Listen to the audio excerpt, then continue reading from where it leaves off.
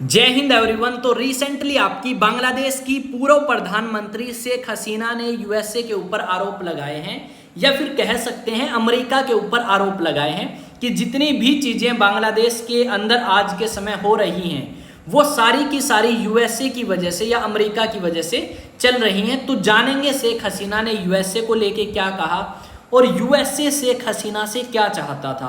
तो चलिए स्टार्ट करते हैं इस वीडियो को। अगर आप भी इस टॉपिक में इंटरेस्ट रखते हैं तो डेफिनेटली इस वीडियो को लास्ट तक देखेंगे तो हर एक पॉइंट क्लियर होगा।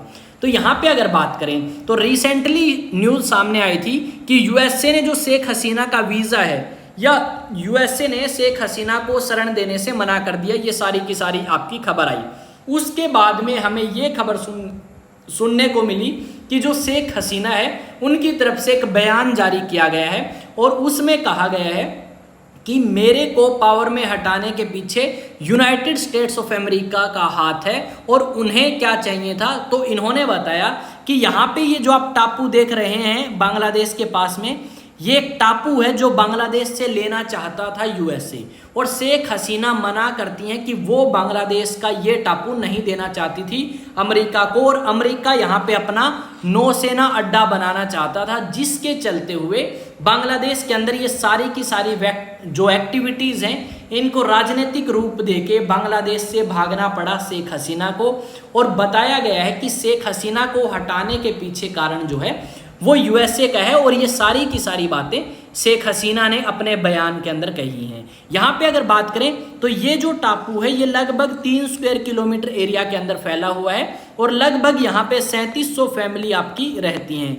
इन 3700 फैमिली की अगर आप बात करें तो ये मछली पालन जैसे जो व्यापार हैं वो करते हैं और साथ में जो चीज़ें बनाते हैं वो भेज देते हैं म्यांमार को। यहाँ पे अगर हम बात करें तो साथ में ये भी बताया गया है कि इस टापू का इतिहास क्या है, पहले वो देखते हैं। अगर इस टापू के बारे में बात करें तो 18वीं शताब्दी के अंदर अरब व्यापारी जो आपके आए थे उन्होंने इस टापू को नाम दिया जजीरा।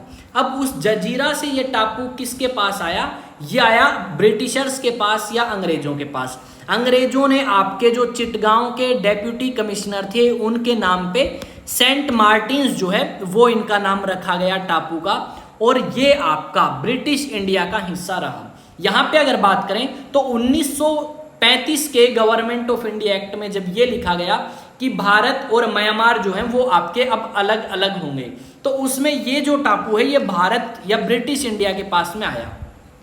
अब ये टापू ब्रिटिश इंडिया के पास में आ चुका है, और जब देश आज़ाद हुआ 1947 में तो ये गया आपका मॉडर्न डे बांग्लादेश के पास में या पूर्वी पाकिस्तान के पास में। अब जब पूर्वी पाकिस्तान के ऊपर किस चीज़ का रूल था? पूर्वी पाकिस्तान पे रूल था मॉडर्न डे पाकिस्तान का। 1971 में युद्ध होता है और युद्ध होने के बाद में आपका ये टापू आ जाता है किसके पास में? बांग्लादेश के पास में। तो 1971 में बांग्लादेश के पास आया। उसके बाद 1974 की अगर बात करें तो ये पूरे तरीके से डिस्प्यूट के ऊपर आता है कि भाई ये टापू म्यांमार कहता है हमारा है, बांग्लादेश कहता है हमारा है। फाइनली 1974 के अंदर ये टापू बांग्लादेश का हिस्सा मान लिया जाता है म्यांमार के द्वारा और एक समझौता हुआ। यहाँ पे आपकी जो शेख हसीना है उन्होंने आरोप लगाया है कि आपकी खालिदा जिया जो नेशनलिस्ट डेमोक्रेटिक पार्टी की अध्यक्ष हैं और पूर्व आपकी प्रधानमंत्री रह चुकी हैं बांग्लादेश की, उन्होंने ये टापू एक बार बांग्लादेश को देने की बात कही थी या बांग्लादेश को बेचने की बात कही थी, पर उस समय वो नहीं बेच पाई। जबकि यूएसए भी और बांग्लादेश की पूर्व प्रधानमंत्री जो आपकी खालिदा जिया हैं वो दोनों इस बात से इनकार करती हैं कि उन्होंने ऐसा कभी कोई समझौता नहीं किया।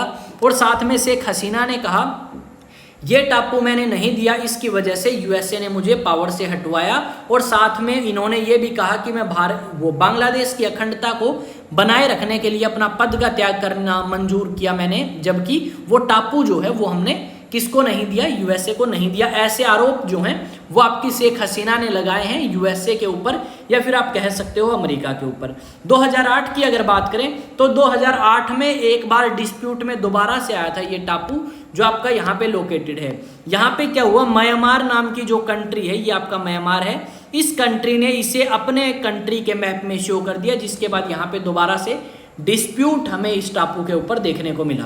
पर रिसेंटली अगर हम बात करें तो शेख हसीना का बयान है कि इन सब चीज़ों के पीछे आपका अमेरिका जिम्मेदार है, उन्होंने मुझे पावर में हटाना इसलिए चाहा क्योंकि मैंने उन्हें ये सेंट मार्टिन्स नाम का जो टापू बंगाल की खाड़ी में है वो नहीं दिया।